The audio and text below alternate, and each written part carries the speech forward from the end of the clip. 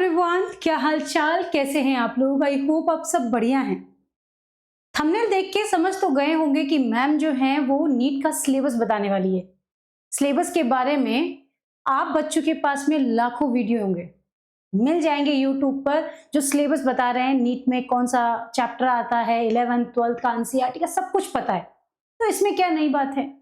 देखिए, इस वीडियो में मैं आपको केवल सिलेबस नहीं, सिलेबस का मतलब ये नहीं होता है केवल हम आपको चैप्टर्स बता रहे हैं कि भाई आपके इतने चैप्टर आएंगे। सिलेबस का मतलब होता है चैप्टर में वो इंपॉर्टेंट टॉपिक्स कौन से हैं जो आप पहली बार में नीट क्रैक कर सकें, साथ ही वो टॉपिक्स जिनको क्लैप करके आप अगर पढ़ें तो नीट का पेपर आपको बहुत ही इजी लगे। फिजिकल केमिस्ट्री के न्यूमेरिकल, ऑर्गेनिक केमिस्ट्री के मैकेनिज्म और वहीं पर इनऑर्गेनिक केमिस्ट्री के ट्रेंड्स को हम आसानी से किस तरीके से हैंडल कर सकते हैं, वो सब कुछ आज मैं आपको इस वीडियो में बताने वाली हूं।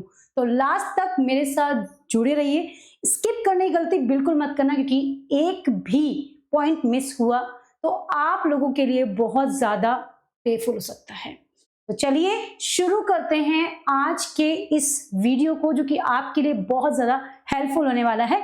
मैं पूनम प्रजापत, आपकी केमिस्ट्री एजुकेटर, और आपका अपने चैनल केमिस्ट्री विद पूनम पर आपका स्वागत करती हूं। शुरू करते हैं। शुरू करने से पहले मैं आपके साथ में एक बात पहले शेयर करना चाहती हूं बेटा, कि जो भी बच्चा इस प्लेटफॉर्म पर पहली बार आया है, मेरे साथ पहली बार ये क्लास को देख रहा है, तो वो बच्चा इस चैनल को जरूर सब्सक्राइब कर ले। आपका ये अपना चैनल है, आप ही के लिए बनाया गया है, तो आप अपना प्यार भरपूर दें और विश्वास जरूर बनाए रखें। चलिए सबसे पहले हम बात कर लेते हैं कि जो आपकी सतर्कता होनी चाहिए, यानी कहने का मतलब है कि जो ऑफिशियली एनसीईआरटी का जो सिलेबस है वही आपको फॉलो करना है। नीट में 11th और 12th का ही सिलेबस आता है, राइट। तो यहाँ पर आपको हमेशा ये होता है कि हम एनसीईआरटी से केवल हो जाएगा, एनसीईआरटी पढ़ें या उसके बाद में कुछ, तो पहले एनसीईआरटी ही रामबाण, उसको ही पढ़ना है आपको, राइट। तो एनसीईआरटी आपको पढ़ना है, अच्छे से उसको कवर करना है, ताकि आप अच्छे से समझ सकें कि एक्चुअल में सिलेबस क्या है, राइट। ये सब बातें हमेशा ध्यान रखो कि आपकी ऑफिशियल जो वेबसाइट है एनटीए की, वहां पर नीट का जो सिलेबस दिया है वही फॉलो करना है।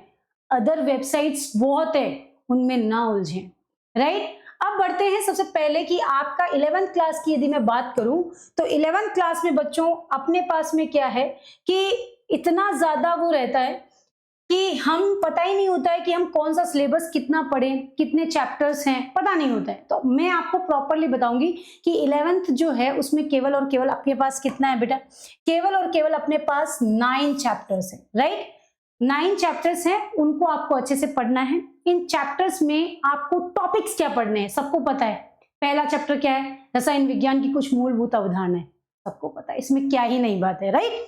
तो यहाँ पर लेकिन इस चैप्टर के जो सबसे इंपॉर्टेंट बात है वो क्या है बच्चों, वो थोड़ा सा ध्यान देने वाली बात है कि अपने को ये पता होना चाहिए कि अपन जो पढ़ रहे हैं वो क्या सही पढ़ रहे हैं। यहां पर आपने देखा मैटर की प्रवृत्ति, ये आपको पता होनी चाहिए। मोल कॉन्सेप्ट जो कि बहुत बहुत बहुत इंपॉर्टेंट है, this is very very important, ये आपको पढ़ना ही पढ़ना है।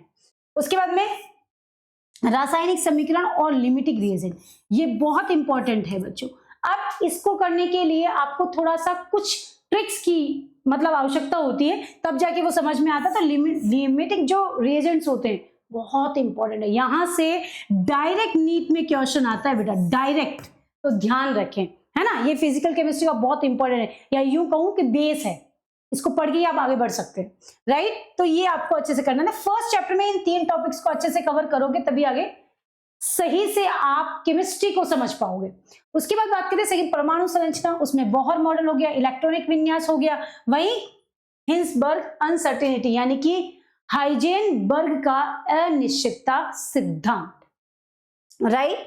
बात समझ में आ गई होगी सभी बच्चों को कि नहीं आई, जल्दी बताओ फटाफट फटाफट सारे बच्चे कि यस मैम क्लियर है एवरीबडी, यस ओके। अगला आ जाता है अपना चैप्टर 3 जो है वो क्या है, तत्वों का वर्गीकरण और उसकी आवर्तिता, है ना। तत्वों का वर्गीकरण आवर्तिता, ये वो कॉन्सेप्ट है जो पूरी की पूरी अगर आपको केमिस्ट्री समझनी है तो उसके लिए आपको पीरियोडिक टेबल आनी चाहिए, है ना। हलीना ने कीरब से प्रयास शक्ति भी करम फीको निकोजिन, ये सब आपको सीखना है, तो मेरे साथ जुड़े रहना होगा। ये सब मैं आपको बताऊंगी भी, है ना, और लास्ट तक जुड़े रहना, क्योंकि लास्ट में मैं ये भी बताऊंगी कि किस किस चैप्टर को क्लैप करके पढ़ना है, तब जाके आपको नीट का जो पेपर है वो इजी लगे और आप अच्छे से उसको क्रैक कर पाए एक ही साल में। ठीक है, उसके बाद में यहाँ पर SPDF ये वाला टॉपिक, ये सब अच्छे से आपको पढ़ने हैं। ये टॉपिक्स भी मैंने डिफाइन इसीलिए किए हैं, पूरा चैप्टर नहीं, टॉपिक्स पता होने चाहिए। उसके बाद हम बात करते हैं बच्चों, चौथा रासायनिक आबंध एवं आणविक संरचना, जिसमें आपको कोवलेंट बॉन्ड्स, ये वो टॉपिक है ऑर्गेनिक केमिस्ट्री को समझने के लिए, जहां पर बहुत जरूरी है ये जानना कि एटम्स जो होते हैं वो आपस में किस तरह से जुड़ते हैं और फिर मॉलिक्यूल का फॉर्मेशन करते हैं, बहुत जरूरी है। यही सब चीजें हैं जो आपको कनेक्ट करती है कि केमिस्ट्री को हम इजी तरीके से कैसे पढ़ सकते हैं। तो हमें पता ही नहीं है, हम शुरुआत ही नहीं करते हैं ढंग से, तो हम फिर चलते रहते हैं, राइट। तो यहाँ पर वेस्पर थ्योरी हो गया, this is a very very important again. अमोटी और यही अपना जो थ्योरी होती है अमोटी की, है ना, और hydrogen bonding, this is a very important again, right. चलो ओके डन। अगला आ जाता है आपका रासायनिक उष्मागतिकी यानी कि थर्मोडायनेमिक्स। भाई साहब फिजिकल केमिस्ट्री का दिल है वो, है ना, हार्ट बीट की रिएक्शन होगी या नहीं, ये भी यहीं पे शुरू हो जाता है ना। हम सोचते हैं कई दफा कि थर्मोडायनेमिक्स तो बहुत हार्ड है, अरे हार्ड नहीं है, बहुत इजी है, बस हमें समझ आना चाहिए कि जब डेल जी का मान नेगेटिव हो तो रिएक्शन होगा और नहीं है तो नहीं होगा, दैट्स इट। बट ये पता ही नहीं है बच्चों को, है ना, तो पता होना चाहिए, है ना। एंथैल्पी फर्स्ट और सेकंड जो आपका थर्मोडायनेमिक्स का उष्मागति का सिद्धांत है, और हेस लॉ, ये तो बहुत इंपॉर्टेंट है भाई साहब, चक्र है ये, इस चक्र के बिना कोई भी प्रोडक्ट कैसे कन्वर्ट हो रहा है उष्मा से नहीं पता चलता है, this is a very important. चलो अगला देखो बेटा, साम्यावस्था, वेरी इंपॉर्टेंट। जब साम्यावस्था चैप्टर पढ़ोगे तभी 12वीं में जाके आपको केमिकल काइनेटिक्स समझ में आएगी, सिंपल बात है। तो साम्यावस्था, साम्यावस्था का मतलब है दो आपके पास में रिएक्टेंट है, प्रोडक्ट है, कैसे मैच करेंगे तो वो बैलेंस्ड होंगे। तो ये चैप्टर केमिस्ट्री के लिए तो बहुत इंपॉर्टेंट है, क्योंकि रिएक्शन बिना, केमिस्ट्री में बिना रिएक्शन कुछ होता नहीं, और केमिस्ट्री में रिएक्शन चाहिए तो रिएक्शन को बैलेंस करना आना चाहिए, और बैलेंस कैसे होगा ये साम्यावस्था बताएगी, दैट्स इट। क्लियर, बात समझ में आ गई। वहीं पर एसिड बेस और buffer solution, very very important again, बहुत इंपॉर्टेंट है भाई साहब, बहुत इंपॉर्टेंट। बफर सॉल्यूशन है ना, जिसकी प्रवृत्ति बदलती नहीं है, कुछ भी कर दो पीएच जो है वही रहेगा, वही बफर सॉल्यूशन होते हैं। चलो आइए अगला है रेडॉक्स रिएक्शन, अगेन इंपॉर्टेंट बहुत ज्यादा, है ना। ऑक्सीडेशन क्या होता है, यही पे बच्चा कंफ्यूज रहता है, ये हमें सीखना है ना। ऑक्सीकारक जो स्वयं का अपचयन दूसरों का ऑक्सीकरण करता है, अपचायक दूसरों का अपचयन करने वाला, ये पता होना चाहिए। रेडॉक्स रिएक्शन ये सब मैं आपको बहुत इजीली समझाऊंगी, बट मेरे साथ इसलिए जुड़े रहना है ना। कार्बनिक रसायन के मूलभूत सिद्धांत, है ना, ऑर्गेनिक केमिस्ट्री का आधार। अगर ऑर्गेनिक केमिस्ट्री को सीखना है, समझना है, तो यहाँ पे आना होगा, ये सीखना ही होगा। नोमेनक्लेचर हो गया, रिएक्शन मैकेनिज्म हो गया, है ना, ये बहुत बहुत जरूरी है बच्चा। यहाँ पर डायरेक्ट क्वेश्चन आता है भाई साहब, डायरेक्ट, ठीक है। आगे बढ़ते हैं बच्चों, लास्ट चैप्टर जो है वो हाइड्रोकार्बन्स का है, जिसमें एल्कीन, एल्कीन और एल्काइन, जिसमें हम शुरुआत करते हैं जब ऑर्गेनिक केमिस्ट्री पढ़ते हैं। जो हम कार्बनिक रसायन विज्ञान, इसमें कार्बन्स जो होते हैं, कार्बन कार्बन के साथ सिंगल बॉन्डेड होता है, डबल बॉन्डेड होता है, ट्रिपल बॉन्डेड होता है, किस तरह से वो बनाता है, ये सब हम यहीं से शुरुआत करते हैं। ये आपकी स्टार्टिंग जो बेस होता है वो यही है, ठीक है। तो ये तो हो गए आपके 9 चैप्टर जो 11th में आपको पढ़ने, उनके टॉपिक्स। चैप्टर सबको पता है पर टॉपिक्स नहीं पता है, तो ये टॉपिक्स आप जरूर नोट कर ले, है ना। अब बढ़ जाते हैं आगे बच्चों।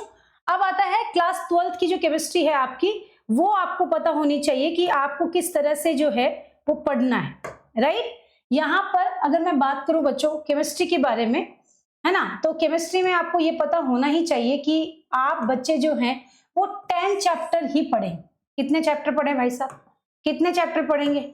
10 चैप्टर, बस, इससे ज्यादा नहीं। 10 चैप्टर, ये पहले 16 पढ़ते थे हम, अब 10 ही है, ठीक है। तो विलियन से लेकर J1 तक। आइए फर्स्ट चैप्टर सॉल्यूशन, सबको पता है सॉल्यूशन चैप्टर के बारे में, है ना। कंसंट्रेशन, राउट्स लॉ, परासरण दाब, यहां से जो न्यूमेरिकल्स हैं, है ना, वो आते हैं, कंफर्म है भाई साहब, आएंगे ही आएंगे, ये आपको पता होनी चाहिए, ठीक है। उसके बाद में हम बात करते हैं, अगला चैप्टर है वैद्युत रसायन, ये फिजिकल केमिस्ट्री चल रहा है, ठीक है। यहाँ पर आपको इलेक्ट्रोकेमिकल सेल जो होता है, रासायनिक सेल, वैद्युत अपघटनी cell, EMF very important, again ये एग्जाम में पूछता है, यहां से डायरेक्ट न्यूमेरिकल आता है। वहीं पर इलेक्ट्रोलाइटिक और कोरेजन, यहां से भी डायरेक्ट थ्योरी टाइप क्वेश्चन बनता है ना, जिसमें आप लोग जो असेसर रीजन वाले होते हैं ना, कथन कारण वाले प्रश्न नीट में वो आते हैं। चलो अगला आता है रासायनिक बल गतिकी। This is again important topic कि रेट ऑफ रिएक्शन, अगर ये पढ़ना है, अच्छे से इसको समझना है, तो आपको साम्यावस्था वाला चैप्टर आना ही चाहिए भाई साहब, आना ही चाहिए। इसके अलावा कोई ऑप्शन नहीं है इसको समझने के लिए। तो 11th को अच्छा करना जरूरी है, बिकॉज 12th उसी पे आधारित है। बच्चा 11 में ये सोच लेता है कि कोई नहीं यार, हो गया 12वीं अच्छा करेंगे, नहीं, नहीं पॉसिबल है बेटा, है ना। तो 11th अच्छा होगा तभी 12th अच्छा होगा। बिना नमक की सब्जी कैसी, समझ गए ना। तो बस वैसा ही हाल है यहाँ पर, ठीक है। आरएनएस और activation energy, D and F block, ये तो बहुत इंपॉर्टेंट है। 11th का 3rd चैप्टर पढ़ो, ये प्रॉपर समझ में आएगा। यहाँ पर आपको इलेक्ट्रो कॉन्फ़िगरेशन, लेंथेनॉइड, एक्टिनॉइड, संकुचन, वेरिएशन, यहाँ पर ट्रेंड्स फॉलो होते हैं, है ना, बाएं से दाएं, ऊपर से नीचे किस तरह से वेरिएशन आता है। अगर आपका ऑक्सीडेशन स्टेट की बात करें या फिर कलर्स की बात करें, तो वो सब आपको यहाँ पर देखने को मिलेगा। कोऑर्डिनेशन कंपाउंड, जहां पर आपको आईयूपीएसी नामकरण लिगेंड्स के जो हैं, आपका पूरा कंपाउंड जो कोऑर्डिनेशन कंपाउंड्स होता है वो कैसा है, यहीं पर आपको मालूम चलेगा। वहीं पर क्रिस्टल फील्ड थ्योरी और CFT, VBT, then coordination numbers जो है वो यहाँ पर आपको पता चलेगा कि कैसा होता है।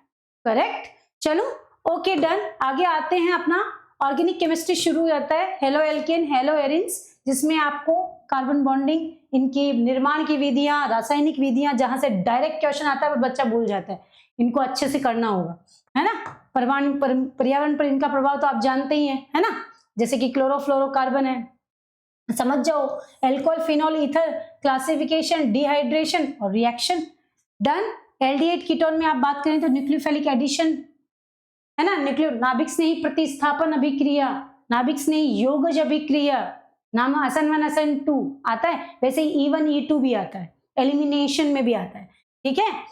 Reactivity it's most important, because reactivity पे डिपेंड करता है कि मॉलिक्यूल जो है कितना रिएक्ट करेगा, है ना। ऑर्गेनिक केमिस्ट्री में तो यही है कि जितना रिएक्शन करेगा उतना ही अच्छा प्रोडक्ट बनेगा।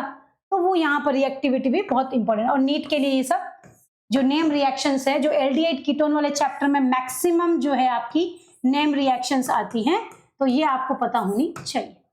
ओके, एमीन थोड़ा छोटा चैप्टर है, बट कह छोटे होते उतने खोटे होते हैं, वही हाल इसका है, ठीक है। देन बायोमोलिक्यूल्स बहुत जरूरी है, प्रोटीन्स वाला topic, it's a very high weightage topic, यहां से क्वेश्चन पूछेगा ही पूछेगा। डन, चले, ये तो हो गया आपका प्रॉपरली। अब ये सबसे इंपॉर्टेंट, जिसके लिए मैंने आपको बोला था कि रुक के रहना, जो चला गया सो जो कहते हैं ना, जो सोवत है वो खोवत है, जो जागत है सो पावत है। तो जो बच्चा यहाँ पर मेरे साथ लगातार मेरे साथ जुड़ा हुआ था, उसे आज ये फल प्रतिफल मिल रहा है कि अगर बच्चों फिजिकल केमिस्ट्री को नीट के लिए अच्छा करना है, देखो 2 तरीके के बच्चे होते हैं, मैं आपको सीधी सी बता दूं। एक 11th में सोचता है कि मुझे डॉक्टर बनना है, एक 12th में सोचना है कि मुझे डॉक्टर बनना है, और एक सोचता है कि मैं ड्रॉप ले लेता हूं उसके बाद। बच्चों 11th वाले बच्चों को मैं कहना चाहती हूँ कि 11th में ही समझ जाओ कि कौन से चैप्टर को अच्छे से करूं कि नीट में सिलेक्शन हो जाए 12वीं के साथ ही। तो ये वो चैप्टर्स हैं, चैप्टर 1, 2, 5, 6 और 7।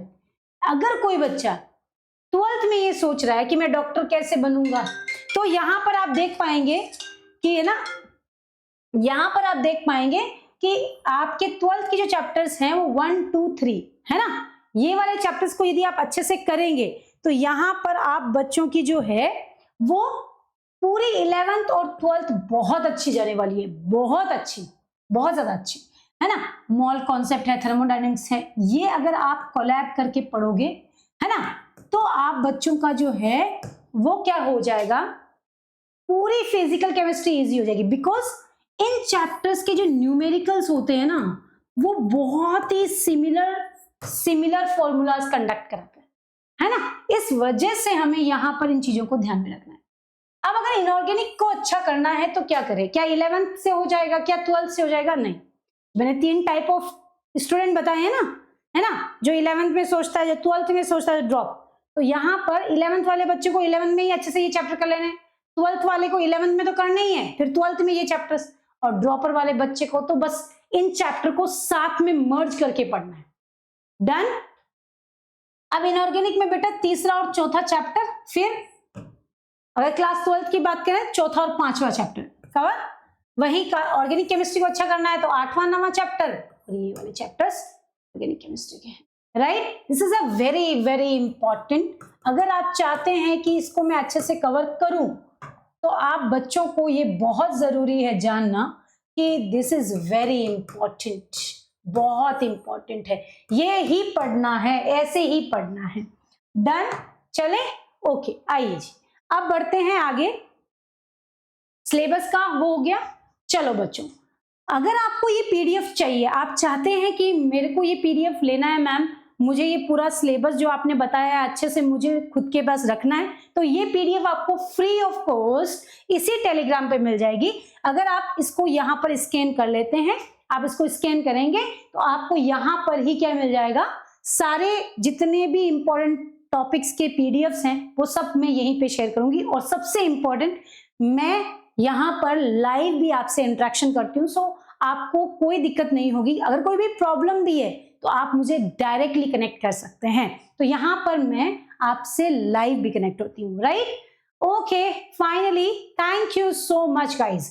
तो ऐसे ही अमेजिंग टॉपिक्स के लिए, ट्रिक्स के लिए और सब्जेक्ट को इजी तरीके से पढ़ने और समझने के लिए मेरे साथ जुड़े रहिए केमिस्ट्री विद पूनम पर। मिलते हैं बच्चों नेक्स्ट क्लास में, तब तक thank you so much, thank you.